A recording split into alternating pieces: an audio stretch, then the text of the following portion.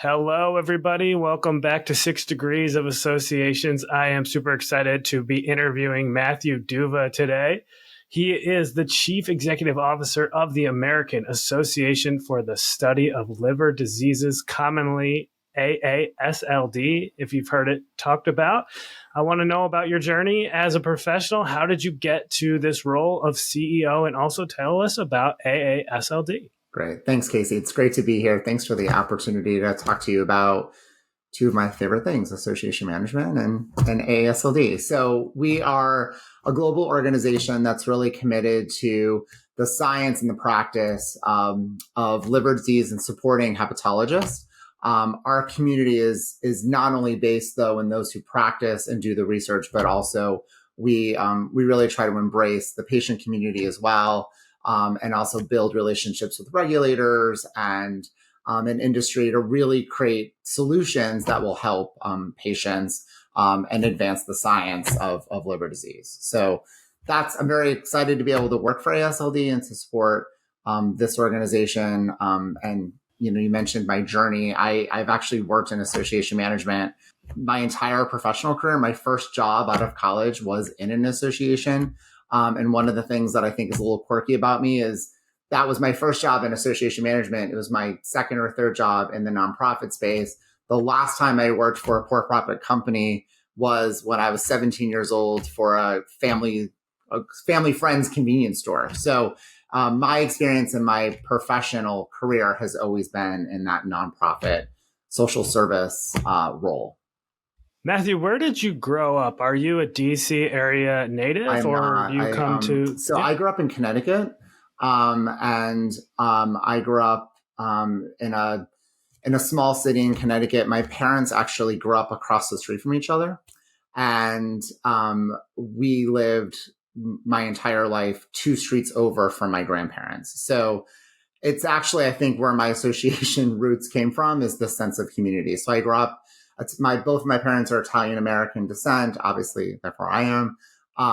We lived very close to my grandparents. The sense of community, both to our family as well as to sort of the Italian American community and the town, was always really strong as a kid. That combined with being an extrovert, I think really creates that sense of community with me. And I think that's why association management is such an obvious path for me. That is very interesting and really cool. I believe I remember reading in your bio, you are a native of Waterbury, Connecticut, which as a fellow New Englander, I do know that area well. It's a working class community, and it's cool that you kind of brought those, working class roots to the work that you do every single day. I think that's really honorable. Am I accurate in that? Yeah, that's correct. I'm actually, my sister and my cousins as well have all gotten college degrees, but I'm the oldest. So I was the first of our family to sort of have that opportunity to go to college and get degrees and to advance. So that way, it's very much a part of my upbringing and a part of our everyday. Yeah. Just that sense of the roots of, the immigrant roots and very connected to that growing up as a child as well. So now as CEO of AASLD, how does that kind of background that you have impact your leadership style? Are you able to make good connections with the people that you work with? I think so. I think that's what association management is all about. But yes. I said it earlier, but I think that sense of community is really a part of who I am. And it came from that really strong sense of family as that foundation. I think recognizing the power of how community can create really special things is really what I think associations are all about. I mean, it's really about bringing together the entire community, or as much of the community as you can bring together, and to listen and to recognize that we're all not going to agree on everything, but that together we can create something that is really special and really impactful. And I think that I learned that as, a kid in a large family. I mean, it was always the entire family together, and everybody didn't always agree, but I think we figured out together how to be a better unit and that we were better as a family ultimately. And I think that's very much what I lean on sometimes when things seem a little complicated at work, or we're not all on the same page, and maybe I have to make a couple of phone calls to try to understand where somebody is feeling differently or feeling isolated by the conversation, and figure out ways to bring everybody together or ask somebody else to help be a part of that process. Now, I know that you're a CAE, I am. and I know that you are very active in AASLD, which I'm sure all listeners of this program are familiar with. Where do you find the time? I know everyone that you talk to about advice and professional development, they always lean towards like networking, getting involved with your association. But as a CEO, as a family man with so much on your plate, where do you find the time for that professional development? And I would like to know, for my own benefit, if I can get some hacks here on where you find that extra time. I think it's about finding the time. It's about prioritizing the time, and it's about recognizing what's important and setting goals. So for me, I think it's, in terms of my affiliation and my connection with AASLD and my professional home, I think it's really important to give back. I mean, that's why I do the job that I do. So I always, I think it's about finding the time to give back and serving the community that you're benefiting from, whether it's your local community or PTA and those kinds of things, or whether it's the community that's providing you with your livelihood, your job in this case. So I think that's really important. And again, I make that a priority in sort of figuring out my day, and also having very good conversations with the leadership that I work with to make that case to them about why I need to make time for AASLD and I need to make time for my field. It's often not hard in association management, because in fact, that's what my members are doing as well. They are also making time for their professional association. So I try to connect those things. It's never really been an issue. But I don't try to do it sort of, I do my AASLD work, I do my AASLD commitments in the open, and I also encourage that of my team. We talk a lot about the fact that, even in a larger organization, there's often one or two people that do what you do in the organization. We don't work in large corporations. So being connected to a professional society, whether it's AASLD, whether it's your local SAE, or other networking groups, is often the only opportunity you have, or one of the only opportunities you have, to connect with people who do exactly what you do.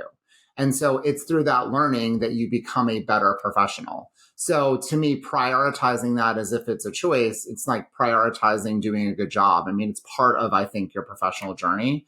And I think it's just really important to make time for those opportunities as much as it is to make sure that you get your board reports in, and get the other responsibilities that you have at work. I think it's incumbent upon all of us to continue to grow and challenge ourselves, and these are ways to be able to do that. One of the reasons that association work always appealed to me was because I'm someone that kind of gets passionate about a bunch of different things. And I like being able to wear a bunch of different hats. When I worked for 8+ years at the American Urological Association. And I'm just curious, coming up in the ranks as a young association professional, what did you enjoy most about working in associations? I mean, I think certainly that's a part of what I enjoyed, and I've always enjoyed, is the diversity of the tasks. So that's definitely what you said. I very much resonates with me. I also think for me, what has kept me in association management and what I'm most challenged by is I really like business.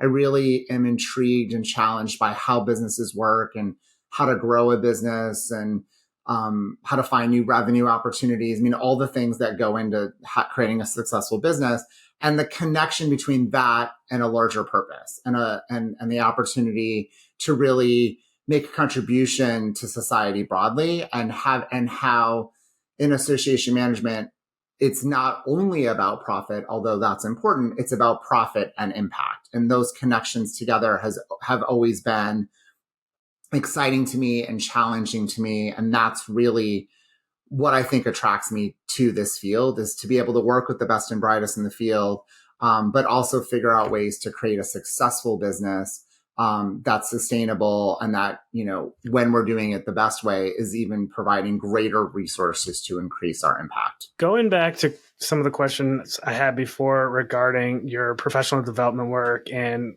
talking with folks at AASLD, do you lean on the support of other CEOs, other association CEOs? Do you have some sort of informal or formal mentorship or masterminds? How does that work when you're looking to solve problems that might be similar? Yeah, I mean, again, I mentioned it earlier, the idea that you're connected to the people who do what you do. So, I have really had the opportunity through my relationship with ASAE in multiple ways to build that professional network of in connections with people who do work in associations, in the chief executive role, across industries. I mean, not just in healthcare, but certainly in healthcare, and then in other organizations. And it is really important to be able to call on those individuals and share and question and have people that will say the thing that needs to be said. And I think it's really important. And I've been very fortunate that through my career, I've had people who have really grown in the field with me. I mean, I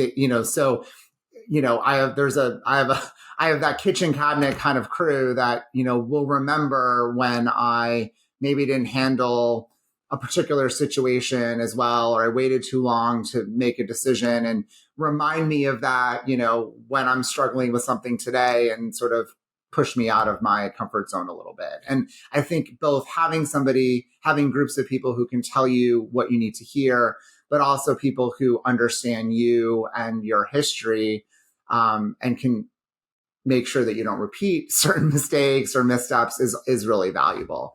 And I think that's what's so great about the association management community, is that we're not competitors for the most part. So, we really can share, we really can bring ideas forward. I mean, there are so many times and so many examples of colleagues where I would say, look, we really need a policy on this. And they would send it over to me, and I would do the find and replace, and it would become the AASLD policy or one of my former organization policies. Because they were in a different space, or they were in a different profession or field. And, we were rising, all boats together, the tides were rising together. So I think that collaborative nature of association management really lends itself to creating these networking groups that I think many of us are engaged with. And for those that are looking for that, I think it's really about putting yourself out there. It's really about not just meeting people at the ASAE meeting, but really trying to build real relationships. It's really about trying to connect with people after the meeting and really being open and honest about what you're looking for, which is to build relationships that, you can rely on each other and you can push each other. Now, you don't get to become a CEO without learning how to delegate effectively. Sticking with a selfish line of questioning that I'm looking to learn from personally, how did you learn that skill set and resist the temptation to just want to do everything yourself? Yeah, I mean, I think that's a journey. I mean, for me, one of the things that was kind of interesting about, well, you can decide if it's interesting. I'll propose it's interesting and you can decide. The way my career trajectory kind of went was I was actually, at one point in my career, I was in a larger organization in a senior staff role. And then when I had the opportunity to serve as a CEO, my first CEO job was in a smaller organization. So I actually went from a VP role where I had a staff of 15 to a CEO role with a staff of 7. So so in terms of delegation, that actually changed a lot, right? So I was a senior staff member who could delegate a lot more to a larger team, and then got the CEO role and actually had to be a lot more hands-on. So I think it was a valuable experience, because one of the things that I lean on is I sort of understand the different elements of really all elements of association management. My career started in membership, so I always say I'm sort of a membership guy from the beginning. And, people have different routes or different pathways to the CEO chair. Mine is through the membership program. But being in a CEO role in a smaller organization, I really had to build muscle in finance and accounting and meetings and all of that, because that's what needed to be done. I think that path for me, as I've gotten different roles in organizations that are larger and more complex, changing my management style and my leadership style to recognize that the new job had new opportunities and new challenges, and what role I needed to perform to serve the organization in the best possible way. All the jobs are important. Everything that needs to happen at AASLD is critically important, but I don't have to do all the jobs. And if I try to do all the jobs, we are going to fail. So recognizing where I think I can make the most impact for the organization, which is often working with the leadership on the strategic plan and sort of thinking out 2 to 3 years, that's where I can be most valuable, and giving people the room on my team whose skill set is more valuable to execute the projects today and the next 6 months is just how we're going to get the work done together. So I try to think through that as often as I can as a measurement stick for, am I really doing the things I should be doing today?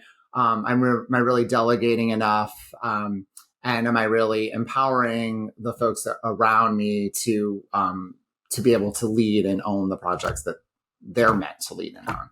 Now let's talk about kind of the structure of AASLD in terms of how many employees, rough estimate on membership base. And I'm curious, is there a physical building that you go in? Did that change during the COVID era? Tell me about it. Yeah. So my AASLD experience is well, all associations are unique, but my experience as it relates to COVID is, I think, extremely unique. So I got this job, and it was announced at the end of 2019, which then I began my transition from my last organization, and then started at AASLD on January 20th. And so I started in the physical office on January 20th. We have space in Old Town Alexandria, and did my new thing in that role. And then within a month, we were experiencing the beginning parts of COVID. And then by I think 6 weeks in, we were closing the office and trying to figure out how to manage that and what to do about that. So I had a very short incubation period where I was actually able to meet people face to face. And then all of a sudden, there was some seismic changes while I was new to an organization and trying to understand the culture and all of that, and trying to manage all the changes that came with COVID. So it created a really interesting set of opportunities. So our current infrastructure now is we are, so it's AASLD, and we also have an AASLD foundation that is managed by our team, but has a specific role in promulgating the research and supporting the next generation of hepatologists and liver researchers that are going to lead the future for patients and for the field. So the foundation operates within our staff structure, and is supported by many of us on staff, as well as the association. So we've got about 50 individuals who work for the organization. And then obviously we have, like every organization and associations, a strong cadre of partners that really help make all of this happen and successful. Currently we are, I would say, a hybrid work environment, but the reality is most of us do work remotely. I'm here in my home office. And we look for opportunities to come together when it's appropriate and when we can build that sense of unity. So actually next week, I'll be in the office for what we call AASLD days, which incidentally, I stole from a colleague who was doing that in her own organization. She, obviously we used our own acronym. So the find and replace. But it's an opportunity for the staff to come together and really build community and really tackle big problems as a group. Last week I was in with our leadership team to do a leadership team retreat. So we are together when we feel like we're doing something. Again, it's sort of like the delegation, where we're doing something that is just the in-person connection and the opportunity to be face-to-face is really going to advance a conversation. And when we don't need to do that, we're able to work remotely and advance the organization that way. Awesome. As we kind of work towards wrapping up, I am curious if you have a mistake you've made along the way. Maybe a young person who's just starting out their career in associations could benefit from learning from. You could speak broadly on it. It can be general, but just something that someone might be able to avoid making themselves. One of the things I maybe regret or maybe think about differently now is I spent a lot of time trying to get out of association management. Right. So it was my first job, was in an association, and I was really interested in business. And so I kept trying to figure out, is this really what I want to do? Do I want to do something else? Or so first I really was focused on, I thought I wanted to be a lawyer. And then I went to business school with the idea of going to business school and leaving when I, graduating from business school, and then using that as a launch pad to sort of enter the business world, and which I would argue I'm already in. But I think I spent a lot of time thinking about, well, what else was there I was going to do, versus recognizing that this was a field that has so much opportunity, that allows you to contribute so much good to the world. And so it took me a little bit longer, I think, to get as connected to my professional home of AASLD and contributing to the community, because I was always sort of thinking about my exit strategy. And I think I would encourage people who are newer to the field to really lean into association management and really try to figure out and lay the roots about, in terms of making this a career path, because I think it's a tremendous path. I also think that one of the challenges when I was starting out was there were less opportunities for remote work. So there was another component of, well, if I don't live in, these three cities, it's much harder to build a career in association management. That I think is also no longer true, because there's so many more organizations that are looking towards a remote staff and building that remote workforce. So for those who are starting out their career, I would really encourage you to think about and try to figure out how you can chart a career and really look at the possibilities that a career in association management can provide.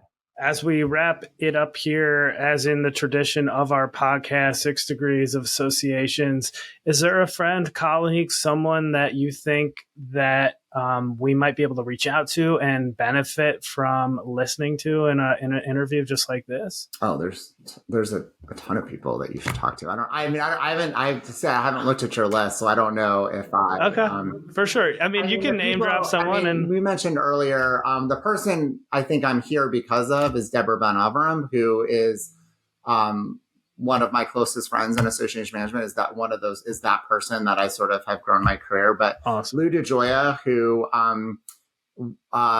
has his dream job in association management, is somebody who I think everybody should talk to about the connection. So I always talk about mission and growth that way. Lou is at the Theater Owners Association and talks about how his personal passion of loving the movies is now connected to his work, and how amazing that is. Vicki Deal Williams at ASHA is somebody who, through my entire career, I've consistently and constantly learned from. And she now runs ASHA, which is an organization that I think has tremendous organizational culture and has contributed a lot to the field. And then Christy Tarantino Dean is somebody who has been part of that community for me forever, in terms of somebody I've learned from, and has really crafted, I think, an interesting pathway for herself, at one point leading Association Forum. So those are 3 people that I would throw out, but there's a million more, not a million, but there's many more that I think hopefully you'll talk to as well. Well, that is a lot there. Amazing stuff. Matthew, you are obviously a wealth of knowledge, and we could keep this going, but out of respect for the rest of your day, and all the Outlook notifications I know are popping up on you right now, I'm going to let you go. And I just really appreciate your time. Thanks for talking, and thanks for the opportunity to talk to you. It was fun.